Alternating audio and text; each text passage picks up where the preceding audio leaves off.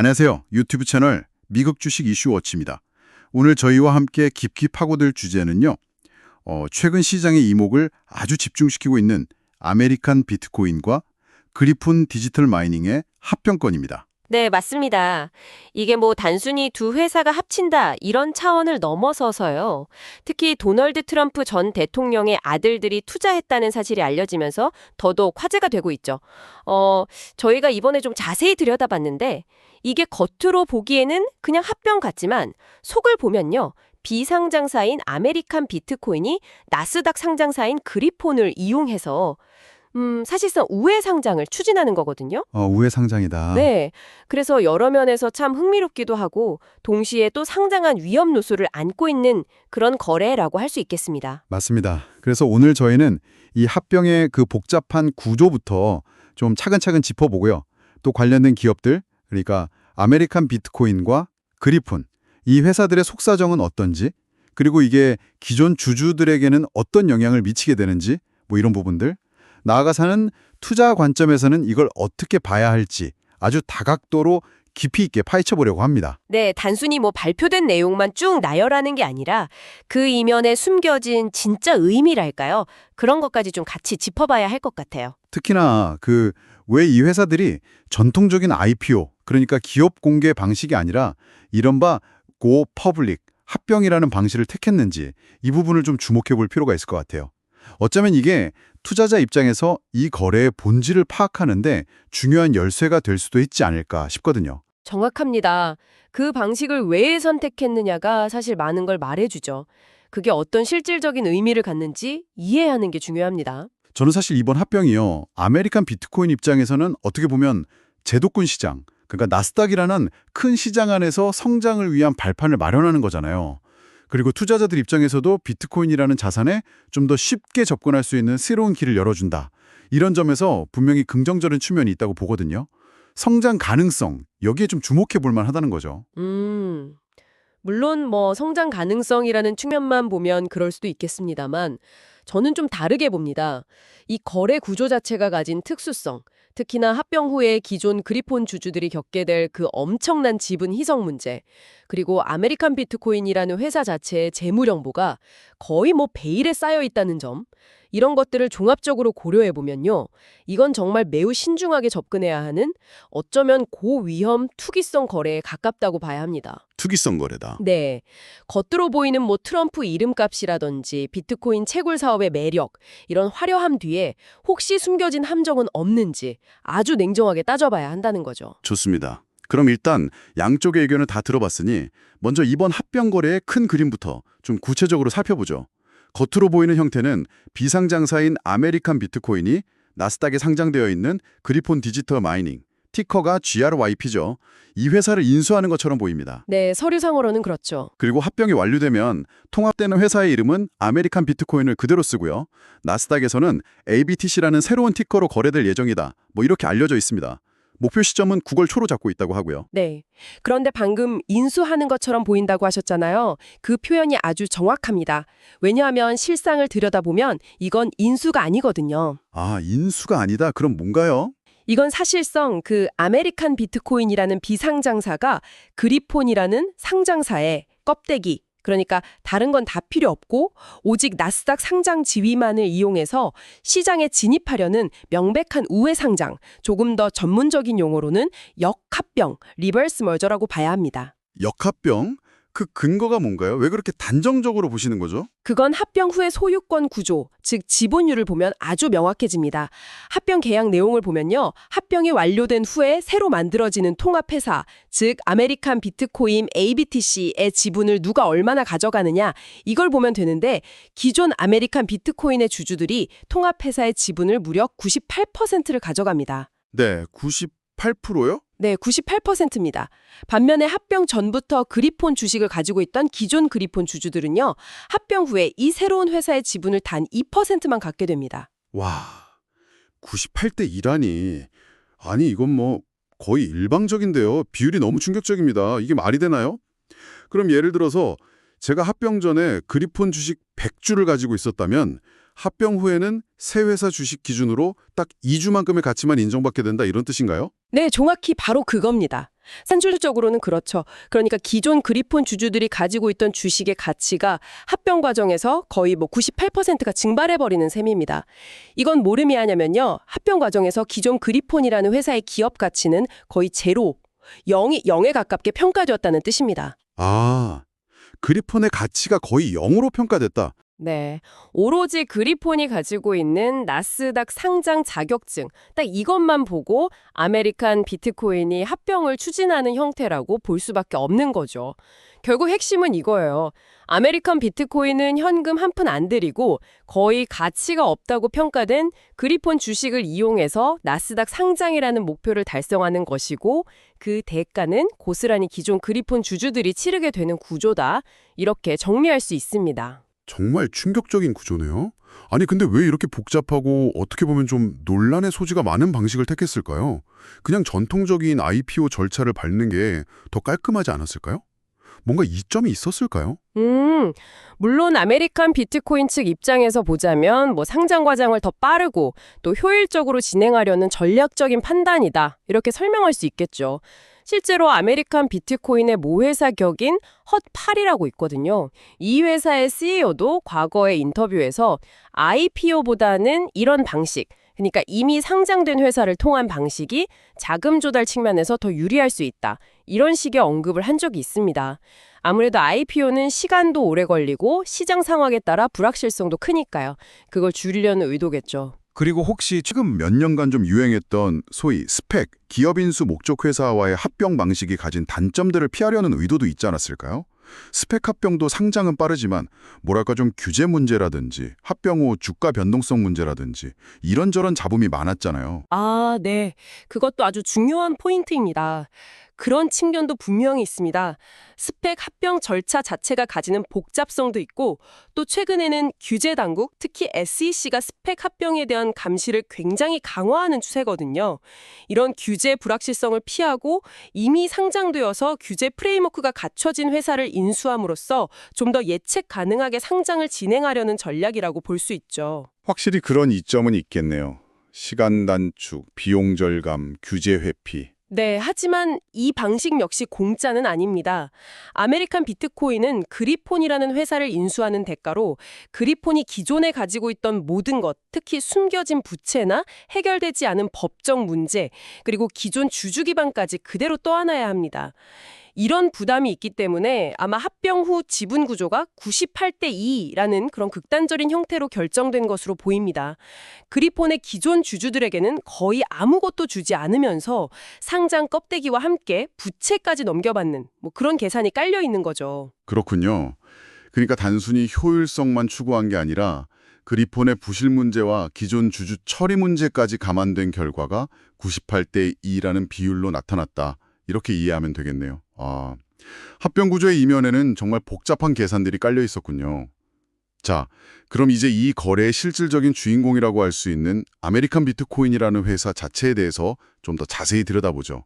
이 회사는 도대체 어떤 사업을 하는 회사고 또 가장 중요한 재무 상태는 어떤가요? 네, 바로 여기서부터가 이 거래의 어떻게 보면 가장 큰 문제점 혹은 투자자 입장에서 가장 우려스러운 지점이 시작됩니다.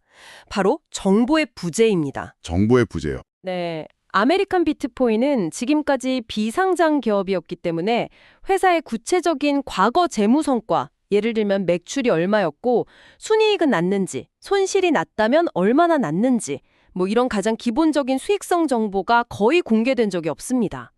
투자자들이 투자를 결정할 때 가장 먼저 확인해야 할 핵심 정보가 완전히 깜깜이 상태라는 거죠. 아니 그래도 합병을 진행하려면 미국 증권거래위원회 SC에 관련 서류를 제출해야 하잖아요. 그 S-4라는 서류를 보면 상장 수수료 계산 목적으로 회사 자산의 장부가액을 약 3,500만 달러 정도로 기재했던데요. 그 정도 정보는 있지 않나요? 아, 네, 맞습니다. 정확히는 3,505만 달러 정도로 기재되어 있죠.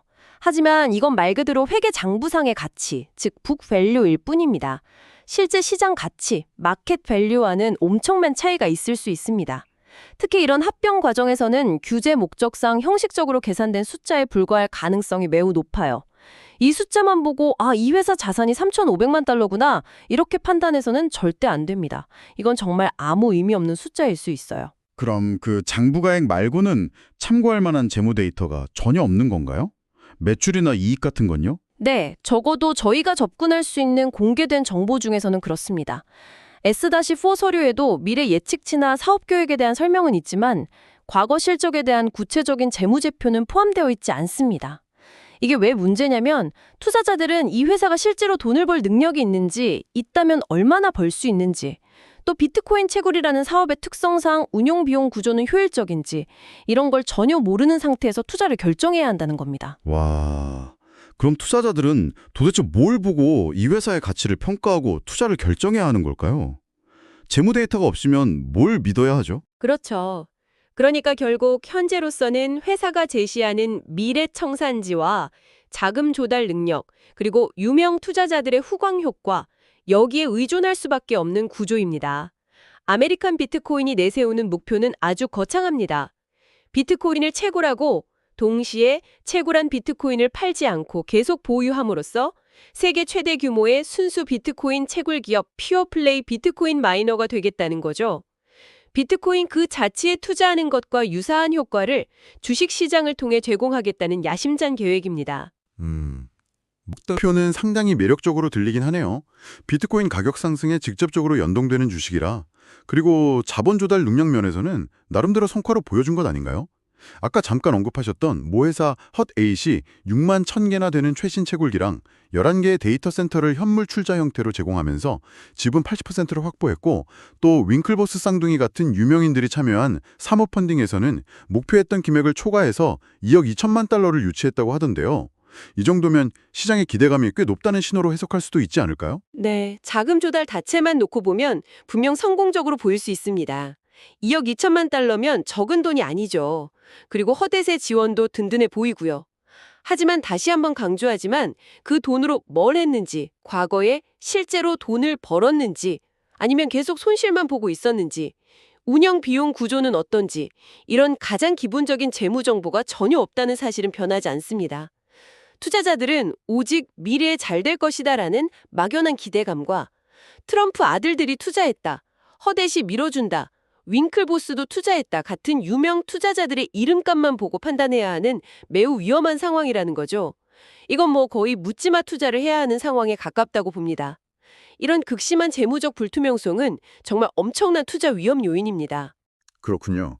재무정보 부재가 생각보다 훨씬 심각한 문제네요. 자, 그럼 이번 합병에서 또 빼놓을 수 없는 아주 중요한 플레이어가 바로 헛8입니다. 아메리칸 비트코인의 지분을 80%를 가진 최대 주주이자 사실상 모회사인데, 헛8은 이번 합병을 통해서 정확히 무엇을 얻으려는 걸까요? 어떤 전략적인 그림을 그리고 있는 거죠? 네, 헐레이스 입장에서 보면 이번 합병은 아주 중요한 전략적 행보입니다.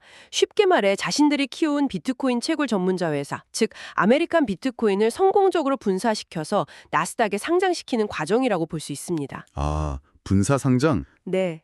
이렇게 자회사를 독립적인 상장사로 만들면 헛팔 본사는 기존에 영위하던 다른 사업들, 예를 들면 에너지 인프라 사업이라든지 대규모 데이터 센터 운영 사업 같은 좀 더 광범위한 분야에 집중할 수 있게 됩니다. 일종의 사업 구조 재편이고 동시에 전문화 전략이라고 할 수 있죠.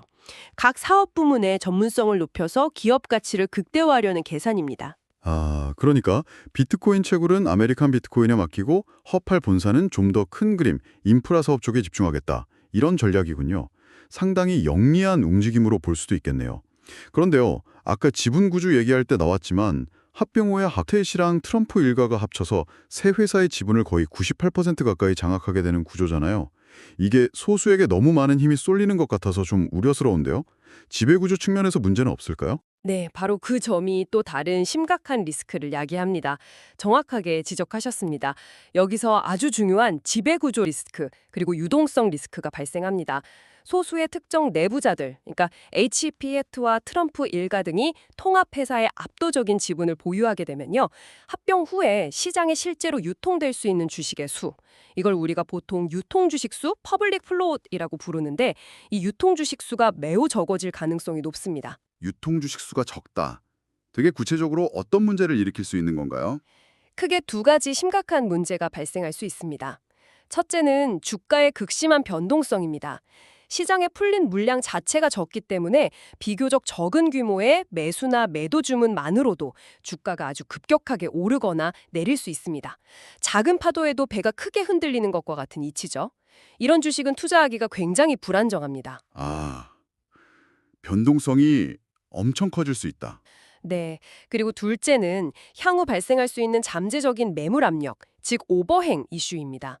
만약 회사가 나중에 자금 조달을 위해서 유상증자 같은 걸로 신주를 대량 발행하거나 혹은 HPE트와 트럼프 일가 같은 내부자들이 자신들이 보유한 지분을 시장에 내다 팔 경우에요. 시장에 유통되는 물량 자체가 적기 때문에 그 충격을 흡수하기가 어렵습니다. 그 결과 주가에 엄청난 하락 압력으로 작용할 수 있죠. 이런 구조는 결국 소액주주들에게 매우 불리하게 작용할 수밖에 없습니다. 그렇군요.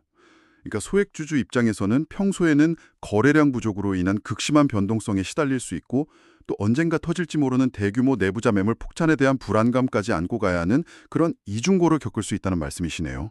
아, 이것도 정말 심각한 문제네요. 네, 맞습니다.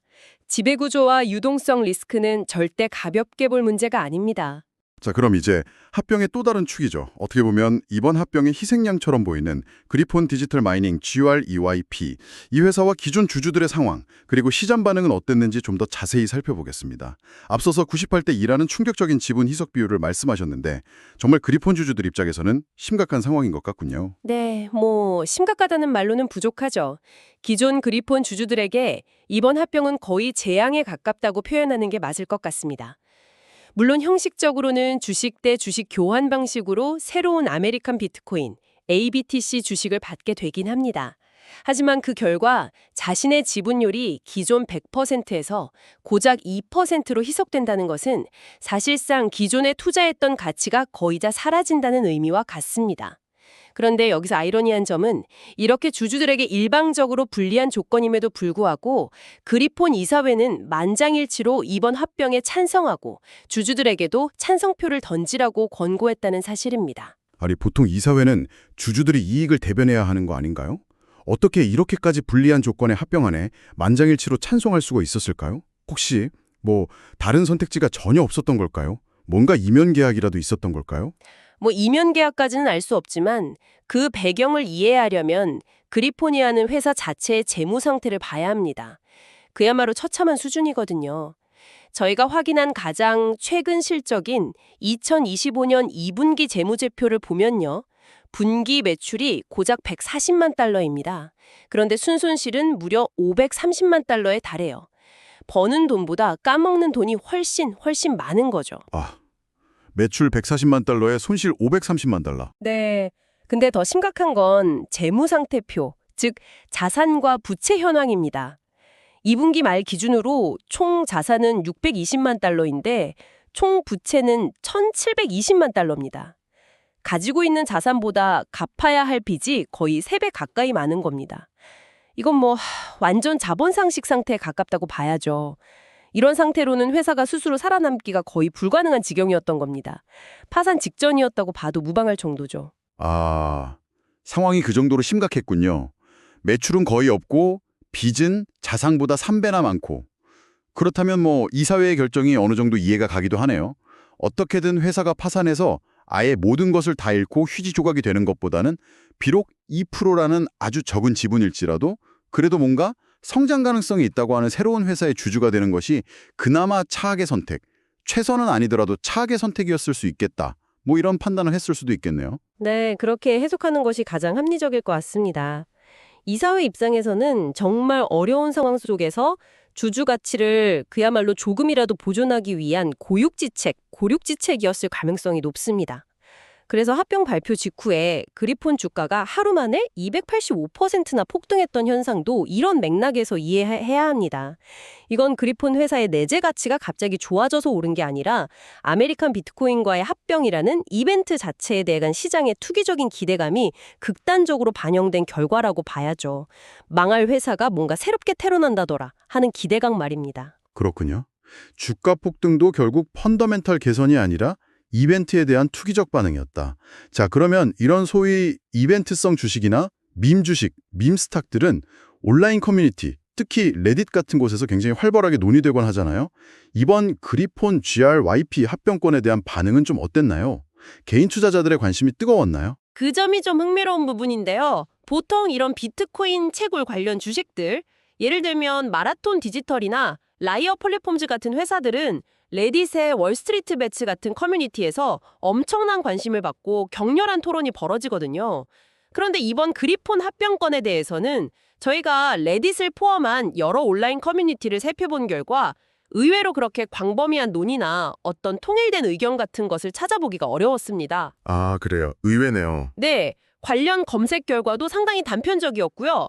물론 일부는 트럼프 관련주다? 비트코인 랠리에 올라타자 이러면서 기대감을 표출하는 댓글도 간혹 보이긴 했습니다. 하지만 동시에 합병 후 세 회사의 총 주식수가 73,500억 주가 될 거라더라는 사실 확인이 전혀 안 된 루머에 기반해서 이거 완전 지분 희석 폭탄 아니냐 하며 우려를 나타내는 댓글도 보이는 등 굉장히 파편화되고 혼란스러운 양상이었습니다. 뭔가 확실한 정보 없이 추측과 루머만 난무하는 느낌이었어요. 그런 논의 부족이나 혼란스러운 반응이 시사하는 바는 뭘까요? 왜 다른 비트코인 주식들과는 다른 양상을 보이는 걸까요? 그건 아마도 이 거래의 본질이 아직 대규모 개인 투자자들에게 명확하게 알려지지 않았거나 혹은 그들이 보기에 매력적인 투자 대상으로 여겨지지 않고 있다는 의미일 수 있습니다. 특히 98대 2라는 극단적인 희석 비율이나 아메리칸 비트코인의 재무정보 부재 같은 문제점들이 알려지면서 섣불리 뛰어들기 어렵다고 판단했을 수도 있고요. 그리고 이런 상황은 합병 이후 초기 거래에서 유동성이 매우 낮을 수 있음을 시사합니다. 거래량이 적다는 것은 아까 말씀드린 것처럼 소규모 거래에도 주가가 크게 출렁일 수 있어서 변동성이 더욱 커질 수 있다는 위험을 내포하고 있는 거죠. 알겠습니다. 레딧 반응까지 종합해 보니 이 거래에 대한 시장의 평가나 개인 투자자들의 시각이 아직은 좀 불확실하고 오히려 우려 섞인 시선도 많다는 걸 알 수 있네요. 자, 그럼 이제 이 모든 분석 내용들을 종합해서 가장 중요한 투자 관점에서 이번 합병을 어떻게 봐야 할지, 특히 위험 요소를 중심으로 최종 정리를 좀 해보겠습니다. 네, 결론부터 말씀드리면 이 투자는 전통적인 방식의 가치평가, 밸류에이션이 거의 불가능한 영역에 있다고 봐야 합니다. 그 이유는 앞에서 계속 강조했던 것처럼 첫째, 핵심 회사인 아메리칸 비트코인의 과거 재무 데이터가 전무하고 둘째, 피인수되는 그리폰의 기존 기업 가치는 사실상 0에 가깝게 평가되었으며 셋째, 합병 후의 지분 구조는 허팔과 트럼프 일가라는 소수 내부자에게 극도로 편중되어 있기 때문입니다. 전통적인 가치 평가가 불가능하다. 네, 그렇기 때문에 현재 그리폰 주가는 회사의 본질적인 가치, 즉 펀더멘탈에 기반한 것이 아니라 전적으로 합병이 성공적으로 마무리될 것이다 라는 기대감과 합병 후 새로 출범할 아메리칸 비트코인 ABTC가 크게 성장할 것이다 라는 막연한 희망, 즉 이벤트에 대한 투기적 심리에 의해서만 움직이고 있다고 봐야 합니다. 실제로 저희가 참고한 인베스팅 프로의 분석 자료에서도 현재 그리폰 주가는 여러 가치평가 모델상 적정 가치를 훨씬 웃도는 수준에서 거래되고 있으며 기술적으로도 단기 저항선인 1.40달러 부근에 근접해 있다고 지적하고 있습니다. 한마디로 현재 가격은 매우 고평가되어 있을 가능성이 높다는 거죠. 결국 이 투자는 뭐랄까 건실한 기업의 미래 성장을 보고 장기적으로 투자하는 개념이 아니라 단기적인 합병 이벤트의 성공 여부와 아직 실체가 불분명한 신생기업의 미래 가치에 그야말로 베팅하는 것에 가깝다. 이렇게 정리할 수 있겠군요. 네, 정확합니다. 투자라기보다는 베팅 또는 트레이딩이라는 표현이 더 적절할 것 같습니다. 그리고 그 베팅의 성공 여부는 현재로서는 매우 불확실합니다. 아메리칸 비트코인이 계획대로 비트코인 채굴 사업을 성공적으로 확장하고 채굴한 비트코인을 잘 축적해서 기업 가치를 높일 수 있을지, 또 그 과정에서 발생할 수 있는 수많은 규제 리스크와 아까 지적했던 지배구조 리스크를 잘 관리하고 극복할 수 있을지 지금으로서는 아무도 장담할 수 없습니다. 따라서 저는 이 거래를 전형적인 이벤트 기반 트레이딩 영역에 속하는 매우 높은 위험을 동반하는 투기적 거래로 규정하고 싶습니다. 위험이 매우 높다는 점은 이제 확실히 알겠습니다. 그런데 어쨌든 비트코인 시장 자체의 잠재력이나 또 트럼프 일가라는 이름값이 주는 어떤 단기적인 시장의 관심 또는 모멘텀 가능성도 완전히 무시할 수는 없을 것 같은데요. 만약에, 정말 만약에 이런 극도로 높은 위험을 충분히 인지하고 감수할 수 있는 투자자라면 어떤 점을 특히 유의하면서 접근해야 할까요? 물론 이건 절대 투자 권유가 아니라는 점을 다시 한번 강조합니다. 네, 그럼에도 불구하고 이 투기적 거래에 참여를 고려한다면 정말 철저하고 엄격한 위험 관리 계획이 반드시 선행되어야 합니다. 예를 들어 저희 분석 자료에서는 투기적 거래 전략의 한 예시로 기술적 분석에 기반한 접근법을 제시하고 있는데요. 현재 주가 흐름을 볼 때 기술적인 지지선으로 여겨지는 1.15달러 부근에서 소량 매수를 고려해 볼 수는 있겠습니다. 그리고 만약 주가가 예상대로 상승한다면 단기 저항선으로 작용할 가능성이 높은 1.40달러에서 1.60달러 사이 구간에서 빠르게 이익을 실현하고 나오는 전략입니다. 아, 그러니까 짧게 치고 빠지는 전략이군요. 네. 하지만 이것보다 훨씬 더 중요한 것은 바로 손실 관리, 즉 손절매입니다. 만약 주가가 예상과 달리 하락해서 중요한 지지선으로 여겨지는 0.95달러 아래로 떨어진다면 이것은 합병에 대한 시장의 기대감이 무너지고 있다는 강력한 신호로 해석해야 합니다. 따라서 이때는 미련 없이 즉시 보유 물량을 전량 매도하여 손실을 제한하는 것이 필수적입니다. 이런 종류의 거래에서는 작은 손실을 감수하고 빠르게 빠져나오는 결단력이 무엇보다 중요합니다. 네, 정말 중요한 말씀입니다. 다시 한번 강조하지만 이것은 절대 투자 권유가 아니며 이 거래는 장기적인 가치 투자가 아니라 단기적인 이벤트에 베팅하는 매우 투기적인 접근이라는 점을 청취자 여러분께서 명확하게 인지하셔야 합니다. 예상치 못한 변수가 발생할 경우 투자금 전액을 잃을 수도 있다는 최악의 시나리오까지 염두에 두어야 할 정도의 고위험 거래라는 점을 꼭 기억해 주시기 바랍니다. 네, 오늘 저희는 아메리칸 비트코인과 그리폰 디지털 마이닝의 합병이라는 정말 뜨거운 감자 같은 주제에 대해서 아주 깊이 있게 여러 각도에서 파고들어 봤습니다. 이제 슬슬 마무리를 할 시간인데요. 오늘 나누었던 중요한 이야기들을 다시 한번 정리해 보겠습니다. 먼저 긍정적인 측면에서 보자면 이번 합병은 아메리칸 비트코인이 나스닥이라는 큰 시장에 신속하게 진입해서 앞으로 비트코인 채굴 사업을 본격적으로 확장하려는 어떤 전략적인 움직임으로 해석할 수 있습니다. 또 허트에잇이나 트럼프 일가 같은 강력한 후원자들이 있고 비트코인 시장 자체에 대한 기대감이 있기 때문에 단기적인 주가 모멘텀을 기대해 볼 수도 있겠다. 이런 관점이 있었죠. 네, 하지만 그 이면을 자세히 들여다보면 이 합병은 본질적으로 아메리칸 비트코인의 재무적으로 매우 부실한 그리폰의 상장 지위만을 이용하는 우회 상장, 즉 역합병의 성벽이 매우 강하다는 점을 지적했습니다. 그리고 그 과정에서 기존 그리폰 주주들에게는 98%라는 극심한 지분 희석이라는 결과를 안겨주게 되죠. 또한 합병의 주체인 아메리칸 비트코인 자체의 과거 재무 정보가 거의 전무하다는 점, 합병 후에는 소수의 내부자에게 지배 구조가 극도로 집중되어 유동성 및 오버행 리스크가 크다는 점 등 투자 결정을 내리기 전에 반드시 심각하게 고려해야 할 위험 요소들이 아주 많다는 점을 강조했습니다. 결론적으로 이 투자는 펀더멘탈 분석에 기반한 장기 투자가 아니라 매우 높은 위험을 감수해야 하는 투기적 거래에 가깝다는 점을 명심해야 합니다. 네, 오늘 저희가 분석해드린 내용은 저희 유튜브 채널 미국 주식 이슈워치가 여러 자료를 조사하고 분석한 결과에 기반한 정보이며 특정 종목에 대한 매수 또는 매도 추천이 아님을 다시 한번 분명하게 밝힙니다. 모든 투자 결정은 최종적으로 청취자 여러분 각자의 신중한 판단과 책임 하에 이루어져야 합니다. 마지막으로 법적 고지사항을 안내드립니다. 본 컨텐츠에서 제공되는 정보는 오직 정보 제공 목적으로만 제작되었으며 어떠한 경우에도 투자 자문이나 특정 금융상품에 대한 권유를 구성하지 않습니다. 모든 투자에는 원금 손실의 위험이 따르며 과거의 투자 성과가 미래의 결과를 보장하지 않는다는 점을 유념해 주시기 바랍니다.